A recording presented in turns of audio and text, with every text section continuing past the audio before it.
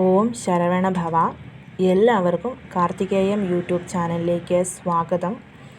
ഞാൻ ഇന്ന് വളരെയധികം പ്രയോജനം ചെയ്യുന്ന, നമ്മുടെ പ്രാർത്ഥനകൾ പെട്ടെന്ന് സഫലീകരിക്കുന്ന ഒരു പരിഹാരത്തെ പറ്റിയാണ് പറയുന്നത്. അതും ചെയ്യുന്നത് നമ്മുടെ സാക്ഷാൽ ഭഗവാൻ ശ്രീകൃഷ്ണന് ചെയ്യുന്നതാണ്.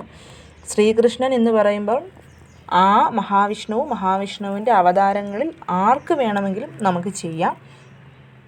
അമ്പലത്തിൽ ചെയ്യാം, വീട്ടിൽ ചെയ്യാം, എവിടെ വേണമെങ്കിലും ചെയ്യാം. ഇത് വളരെയധികം പവർഫുൾ ആയിട്ടുള്ളൊരു കാര്യമാണ്. എല്ലാവരും ഒരേ ഒരു പ്രാവശ്യം ഒന്ന് ചെയ്തു നോക്കിയാൽ തീർച്ചയായും ഇതിൻ്റെ ഫലം കിട്ടിക്കഴിയുമ്പോൾ തുടർച്ചയായി മുന്നോട്ട് നിങ്ങളിത് ചെയ്തുകൊണ്ടിരിക്കും. പക്ഷേ കുറച്ച് ഡിഫിക്കൽട്ടി ഉണ്ട് ഇതിൽ. പക്ഷേ ഫലം എന്ന് പറയുന്നത് 100% ഷുവറായിരിക്കും. നമുക്ക് വീഡിയോയിലോട്ട് പോകുന്നതിന് മുൻപ് ആദ്യമായാണ് നിങ്ങൾ ഈ ചാനൽ കാണുന്നതെങ്കിൽ ചാനൽ ഒന്ന് സബ്സ്ക്രൈബ് ചെയ്യുവാനും ലൈക്ക് ചെയ്യുവാനും അതുപോലെ തന്നെ കമൻറ്റും ഷെയറും ചെയ്യുവാനും മറക്കരുതേ. ഭഗവാൻ ശ്രീകൃഷ്ണനെ പ്രാർത്ഥിക്കാത്ത ആരും തന്നെ ഉണ്ടെന്ന് എനിക്ക് തോന്നുന്നില്ല. എല്ലാവരും ഭഗവാനെ പ്രാർത്ഥിച്ച് ഭഗവാനോട് നമ്മുടെ ആഗ്രഹങ്ങളൊക്കെ സാധിച്ചു തരണമെന്ന് പ്രാർത്ഥിക്കുന്നവരായിരിക്കും. ചിലർ എല്ലാ മാസവും മുടങ്ങാതെ ഗുരുവായൂരിൽ പോകുന്നവരുണ്ടായിരിക്കും, ഏകാദശി വ്രതമെടുക്കുന്നവരുണ്ടായിരിക്കും, തിരുവോണ വ്രതമെടുക്കുന്നവരുണ്ടായിരിക്കും. അതെന്ത് തന്നെ ആയാലും ഇന്ന് ഞാൻ ഈ പറയുന്ന കാര്യം പൂർണ്ണ ഭക്തിയോടും ഭഗവാനോടുള്ള വിശ്വാസത്തോടും കൂടി ഒന്ന് ചെയ്തു നോക്കൂ. നല്ല ഫലങ്ങൾ തന്നെ നിങ്ങൾക്ക് ലഭിക്കുന്നതായിരിക്കും. ഇത് ഇന്ന ദിവസം ചെയ്യണം, തുടങ്ങണം എന്നൊന്നുമില്ല. നമ്മൾക്ക് അഭികാമ്യമായ ഏതൊരു ദിവസവും ഈ പരിഹാരം ചെയ്യാവുന്നതാണ്. പക്ഷേ ഭഗവാന് പ്രിയപ്പെട്ട ദിവസങ്ങളായ ബുധൻ, വ്യാഴം, ഏകാദശി, രോഹിണി നക്ഷത്രം, തിരുവോണ നക്ഷത്രം വരുന്ന ദിവസങ്ങളിൽ തുടങ്ങിയാൽ വളരെയധികം നന്നായിരിക്കും. ഇത് 3 അല്ലെങ്കിൽ 7, 5, 11 ദിവസങ്ങളിൽ അടുപ്പിച്ച് ചെയ്യാവുന്നതാണ്.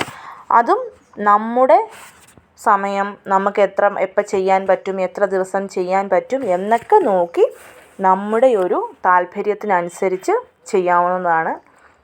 അത് ഞാൻ ഈ പറയുന്ന സ്റ്റെപ്സ് ഇതുപോലെ തന്നെ ഫോളോ ചെയ്ത് ചെയ്യണമെന്ന് മാത്രമേ ഉള്ളൂ.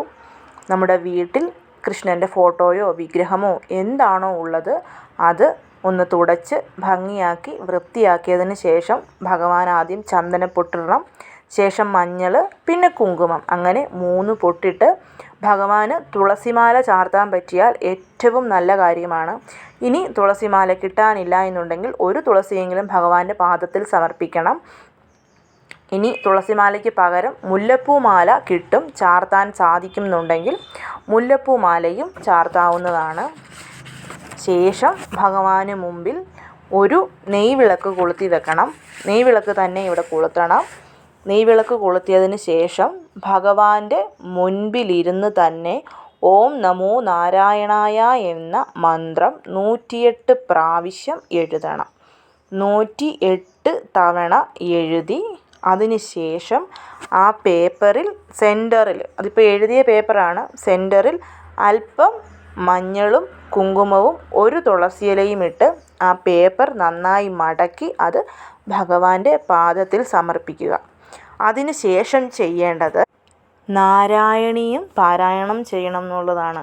നാരായണീയം പാരായണം ചെയ്യുമെന്ന് പറയണം, അയ്യോ ആ 100 ദശകങ്ങളോ? അതല്ല, നാരായണീയത്തിലെ ഒരു പർട്ടിക്കുലർ ആയിട്ടുള്ള ദശകമുണ്ട്. ദശകം 27ഉം 28ഉം.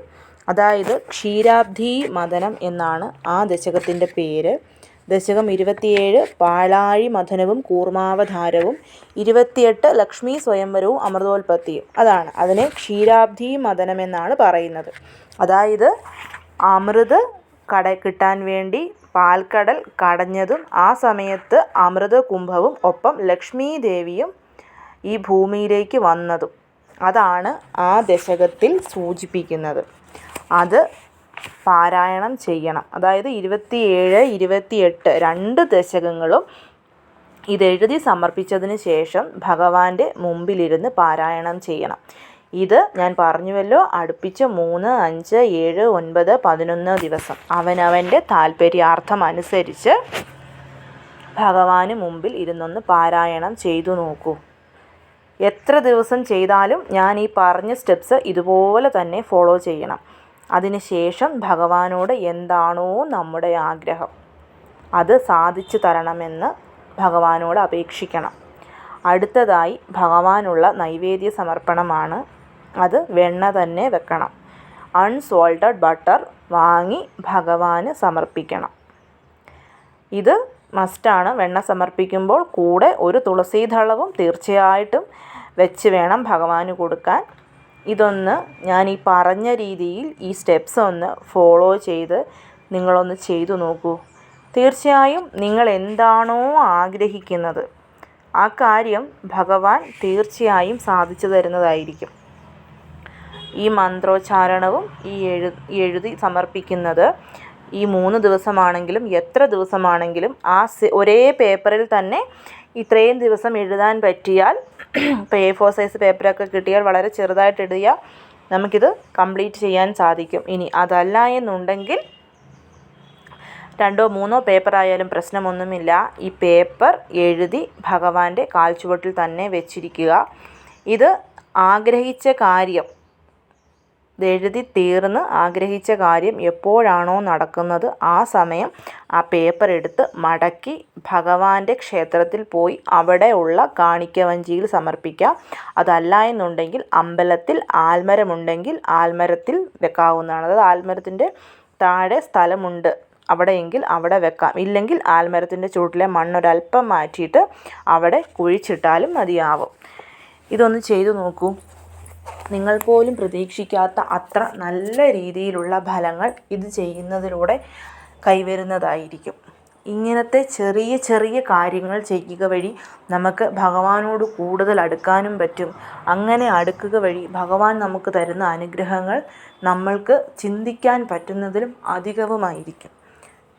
എല്ലാവരെയും മുരുകൻ അനുഗ്രഹിക്കട്ടെ. ഓം ശരവണഭവ.